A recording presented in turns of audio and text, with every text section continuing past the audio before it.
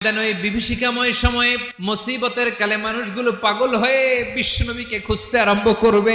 সবাই মিলে বিশ্বনবীর কাছে যেয়ে বলবে, ইয়া রাহমাতাল লিল আলামিন, দেখেন আমাদের কি অবস্থা, কি কঠিন বিপদে আমরা আছি, দাঁড়াতে পারি না, সূর্যের আলোতে ঘেমে হয়রান।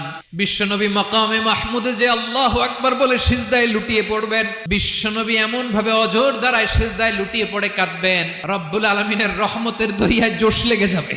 রব্বুল আলামিন এই দৃশ্য থেকে সহ্য করতে পারবেন না। রব্বুল আলামিন বলবেন, ইয়া মুহাম্মদ ইরফা রাসাক, ও নবী আপনি মাথা তোলেন, আপনার কান্না আমি সহ্য করতে পারি না, আজকে আপনি যা চাবেন তাই দেব।